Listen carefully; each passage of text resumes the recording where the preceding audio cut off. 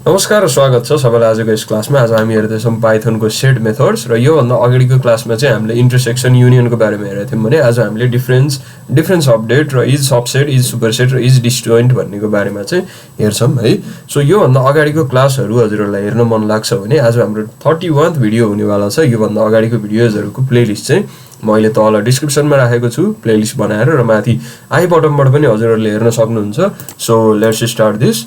फर्स्टमा हामीले डिफरेन्स भनेको के हो भनेर बुझ्छौँ। सो त्यसको लागि मैले एउटा चाहिँ लेख्छु, पहिला आइफोन भनेर लेखौँ होइन।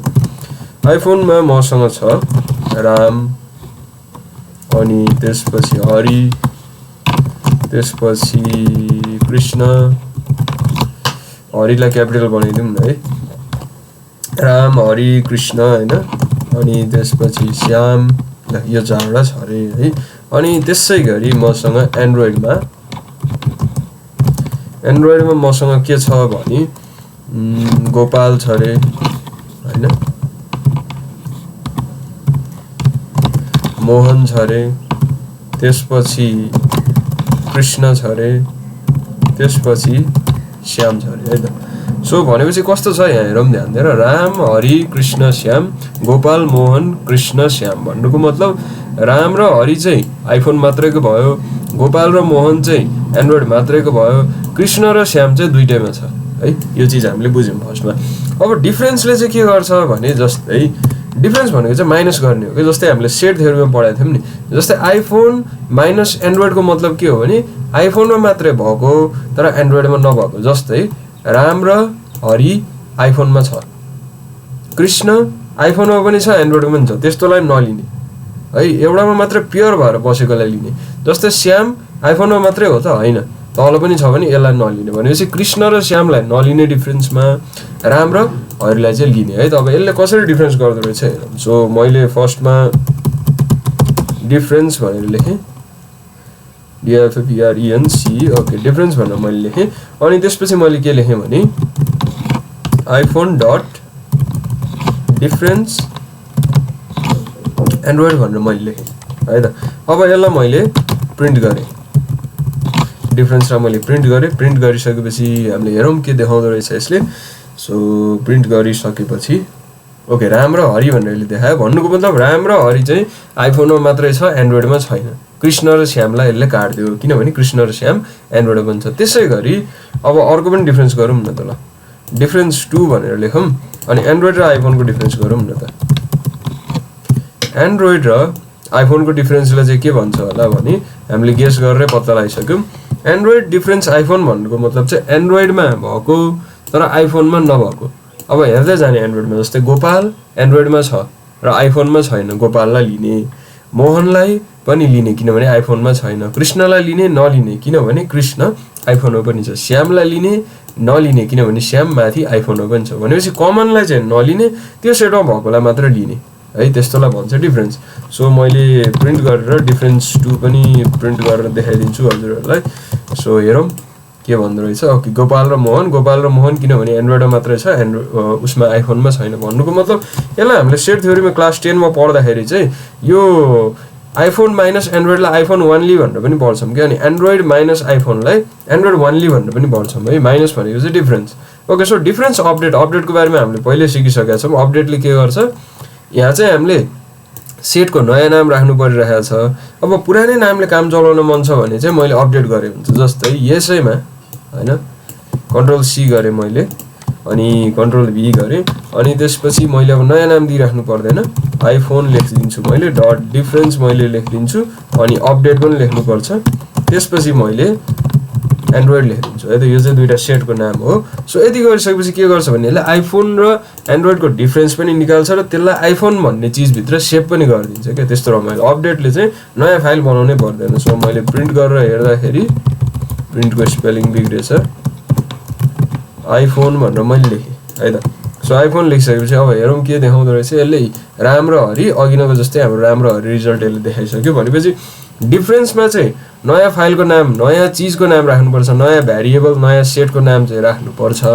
तर यसमा चाहिँ नयाँ सेटको नाम राखिराख्नु पर्दैन, पुरानैमा अपडेट गर्न मिल्छ। अब कहिलेको चाहिँ कस्तो हुन्छ भने दुईटा सेटमा कमन छ कि छैन हामीलाई जान्न मन हुन्छ। जस्तै यही सेटमा यसैको एक्जाम्पल लिउँ न। यो सेटमा त आँखाले हेरेर भन्न सक्छौँ कृष्ण र श्याम कमन छ भनेर।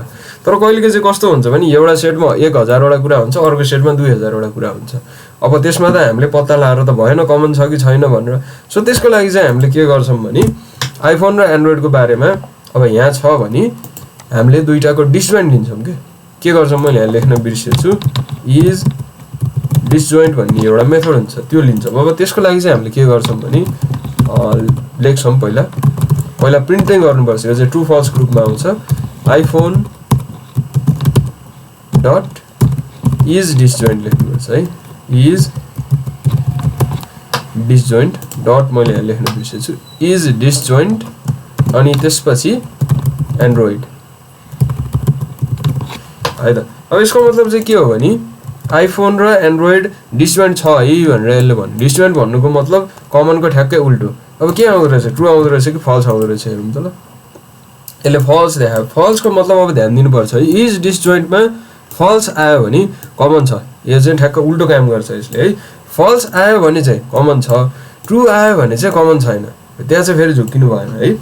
इज डिसजोइन्टमा ट्रु आयो भने चाहिँ फेरि कमन हुँदैन, फल्स आयो भने चाहिँ कमन हुन्छ। सो यहाँ फल्स आयो भन्नुको मतलब दुईटामा कमन छ। अब मैले एकछिनको लागि यिनीहरूलाई हटाइदिएँ ल। अब के देखाउँदो रहेछ हेरौँ। अब यसले ट्रु देखाउँछ। किन ट्रु देखाउँछ, किनभने अब कमन छैन। कमन छैन भने चाहिँ ट्रु देखाउँछ। भनेपछि कुनै पनि दुईटा सेटमा कमन छ कि छैन चेक गर्न मन लाग्यो भने चाहिँ हामीले यसरी चेक गर्न मिल्छ है। सो यो भयो हाम्रो इज डिसजोइन्टको बारेमा। अब त्यसपछि हामी हेर्छौँ सबसेट र सुपरसेट। सबसेट र सुपरसेट मान्छेहरूलाई बुझ्न एकदमै गाह्रो हुन्छ, तर म चाहिँ एकदमै सजिलो तरिकाले सिकाउँछु। जस्तै मसँग एउटा ए भन्ने सेट छ अरे, ए भन्ने सेटमा 1 2 3 4 5 6 7 8 9 छ अरे। अनि मसँग बी भन्ने सेट छ अरे। बी भन्ने सेटमा मसँग छ 2 3 4 5 यो दुईटा छ अरे। अब यहाँ हजुरहरूले हेर्न सक्नुहुन्छ यो ए भनेको चाहिँ ठुलो सेट हो, बी भनेको चाहिँ त्यो ठुलो सेटको टुक्रा हो के है। एमा चाहिँ 1 देखि 9 सम्म छ, बीमा चाहिँ 2 देखि 5 सम्म छ। भनेपछि 2 देखि 5 सम्म त यहाँ पनि छ। भनेपछि जो टुक्रा हो त्यसलाई भन्छ सबसेट। त्यसलाई के भन्छ, सबसेट भन्छ। अनि जो ठुलो सेट हो त्यसलाई भन्छ सुपरसेट। भनेपछि यहाँबाट म फेरि एकचोटि भन्छु, जो टुक्रा हो जो सानो छ त्यसलाई भन्छ सबसेट, जो ठुलो छ त्यसलाई भन्छ सुपरसेट।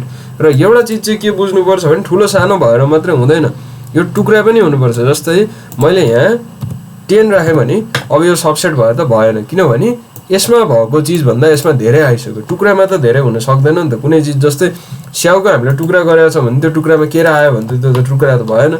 त्यसै गरी यो पनि त्यस्तै हो कुरा। सो कुनै नयाँ चिज चाहिँ आउनु भएन, यसैको टुक्रा यसमा आउनु भयो, त्यसपछि मात्रै त्यसलाई सबसेट भन्न पाइन्छ है त। सुपरसेट भनेको चाहिँ ठुलो सेट, सबसेट भनेको चाहिँ टुक्रा। अब चेक गर्न पनि मिल्छ हामीले त्यसलाई, किनभने सानो सेट छ भने त हामीले हेरेर चेक गर्न सक्छौँ। ठुलो सेट छ भने चाहिँ हामीले त्यहाँबाट चाहिँ सबसेट सुपरसेट मेथड राखेर चाहिँ हामीले गर्न सक्छौँ। सो त्यसको लागि मैले के गर्छु भने प्रिन्ट ए डट इज, अब ए भनेको त सुपरसेट हो त्यसैले मैले ए इज सुपरसेट अफ बी भनेर लेखेँ है त। अब यसले ट्रु देखाउँछ कि फल्स देखाउँछ हामीले हेर्न सक्छौँ यहाँ। सो यसले हामीलाई ट्रु देखाउँछ। ट्रु भन्नुको मतलब ए बी को सुपरसेट हो भनेर भन्यो। सुपरसेट हो त ठिक छ, त्यसपछि सबसेट चाहिँ हो कि होइन त हेरौँ न त। ए बी को सबसेट हो त हेर्दाखेरि होइन, किनभने बी चाहिँ ए को सबसेट हो। सो के देखाउँदो रहेछ हेरौँ, यसले हामीलाई फल्स देखायो। अनि त्यसै गरी यहाँ चेन्ज गर्न सक्छौँ हामीले, बी लेखिदिउँ यहाँ अनि यहाँ ए लेखिदिउँ। अब हामीले हेर्न सक्छौँ बी ए को सबसेट हो कि होइन, हो। त्यसमा यसले के देखाउनु पर्छ, ट्रु देखाउनु पर्छ। यस ट्रु देखायो। किन सबसेट हो, किनभने यो टुक्रा हो बी भनेको है। अनि त्यसपछि सो हामीले सिक्यौँ सुपरसेट युज गर्न पनि सिक्यौँ, इज सबसेट युज गर्न पनि सिक्यौँ। सो यसरी चाहिँ हामीले सेटको चिजहरूलाई खेलाउन सक्छौँ। र यो चिज पछि हाम्रो गएर एकदमै युजफुल हुनेवाला छ है। यो सेट भन्ने चिज चाहिँ एकदमै युजफुल हुनेवाला छ। हजुरहरूले पाइथन सिक्दै हुनुहुन्छ भने जहाँ पनि चाहिँ युजफुल हुन्छ। वेब डेभलपमेन्टदेखि लिएर डेटा साइन्सदेखि लिएर सबै ठाउँमा चाहिँ यो चिजहरू युज हुन्छ। त्यसैले आजको लागि क्लास यति नै भयो। हस्त, धन्यवाद, नमस्ते।